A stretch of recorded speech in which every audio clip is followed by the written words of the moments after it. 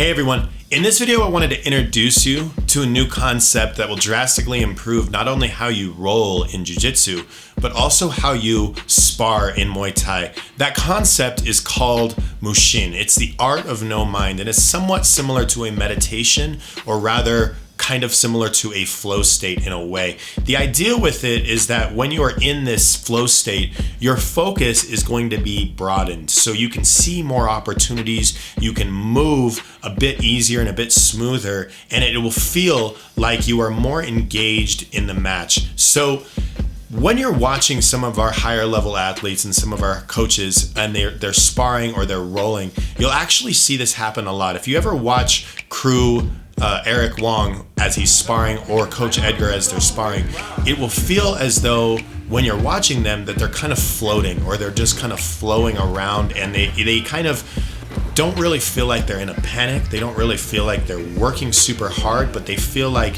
they're always a step ahead of whoever they're sparring with or whoever they're working with. And the same thing you'll see in Jiu-Jitsu when you watch some of our higher level athletes when they're rolling. It doesn't feel like they're working really hard. It doesn't really feel like they're in a panic or they're trying to kill their opponent. It just feels like they're just kind of moving, but they're always in control and always a step ahead of whoever they're rolling with. And that is, in a sense, Mushin. That is the art of no mind. So the art of no mind in its concept is actually just opening up, like I said, your focus here, so you can see more opportunities. When I first started in MMA and I first went to my first MMA school, I noticed this a lot, and it felt like whenever I would watch the higher level athletes in there, some of the pro fighters, when they would spar, when they would roll, or when I would actually do rounds with them, I always felt like I was playing checkers against somebody who was playing chess. It felt like they had more tools at their disposal, more that they could do.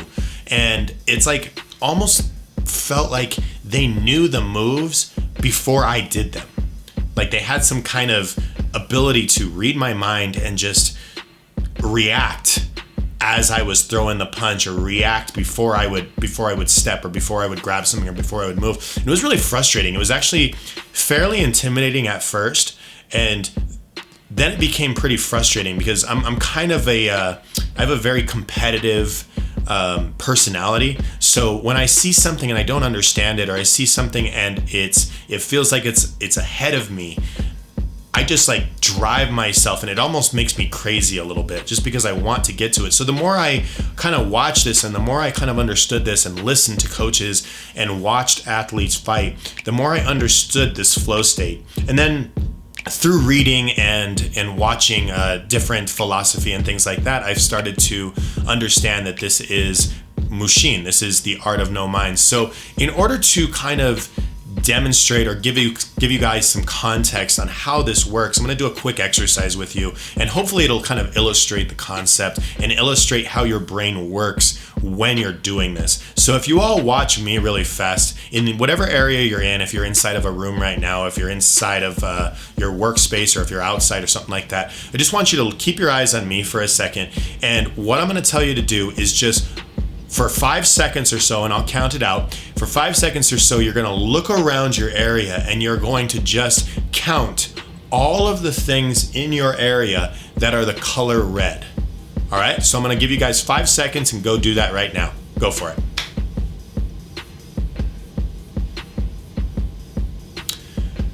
Okay, so that's about 5 seconds. I want you to have your eyes on me real fast. So just keeping your eyes on me, in your room or in your vicinity of your area, how many things did you count that were the color green? So if you're like me and you were looking around, you probably, not only did you not count anything, but you also didn't see anything that was the color green. Your brain didn't acknowledge anything that was green because it was targeting the red, right? And I told you when we first started this, just count the things that are red. So you're not going to go around and counting every other color of every other thing. In fact, your brain is processing every other color in the room that's not red as just being noise. It's just there because it's not part of what you're targeting.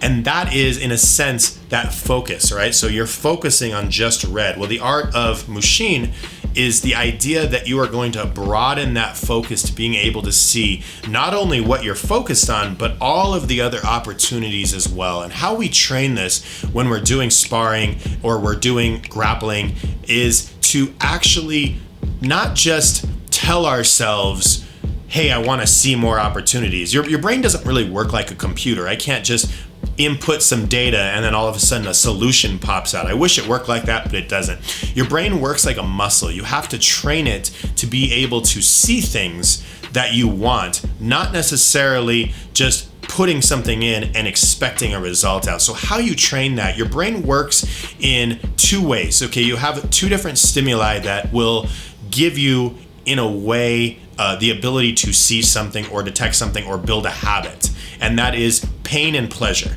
So those two stimuli will cause your brain to wire itself to detecting something or seeing something that you've deemed important.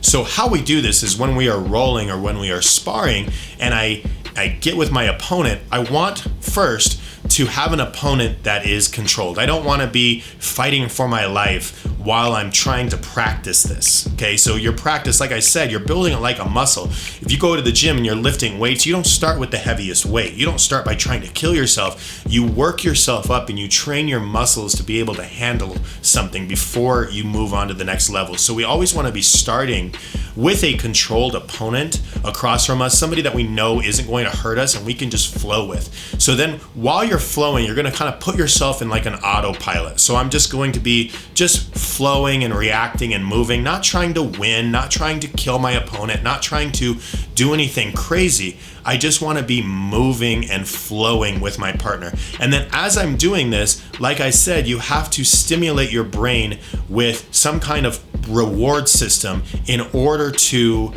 get it to wire itself to see these opportunities. So how I do it and how it might work for you, and you can come up with another way if it works for you this way, but what I do is I acknowledge my opportunities that I see as I'm working. I don't actually act on them. So if I'm rolling or if I'm sparring, I don't need to throw a punch every time I see an opening or reach for a submission every time I see a submission. All I have to do is acknowledge it. I just have to be rolling or grappling and I just see it and I'm just like, there it is. I just saw one, there it is. I just saw one, there it is, and I'm just looking around, I'm acknowledging it to my brain because I'm kind of giving feedback to my brain saying, this is what I'm looking for. This is what I'm looking for. This is what I'm looking for. And in doing that, your brain is just getting like this acknowledgement, this just like second snap of, hey, there it is. Hey, there it is. Hey, there it is. And it's almost like a reward base. And when you start doing that and you start really practicing it, you'll notice that as you're rolling, you'll naturally see those things occur. You won't be focused on just the choke or just the armbar or just this transition or position change. You'll be seeing all of it. You'll be seeing the whole thing as a whole. You'll be broadening that focus again. And the same thing in sparring, in jiu-jitsu, in Muay Thai, in problem solving in general. When you go to a problem in this way and you start seeing everything and not just the solution that you want or solution that you think will work best for you, when you start seeing everything, you'll start noticing more opportunities to solve the problem. So I hope this makes sense to you guys out there, and I hope this works for you. And if you have any questions on it, bring it back to me in the gym, and I'll work with you specifically to help you to kind of train this flow state so you as well can get to this level. And I hope to see everybody doing this because, like I said, it drastically improves the way that you spar and the way that you roll, because you'll be flowing in the contest or in the competition instead of just reacting. And that's what we want to do. That's where we want to be when we are moving with somebody else. Okay, so I hope you guys enjoyed this, and I'll see you guys in the next one. Thank you.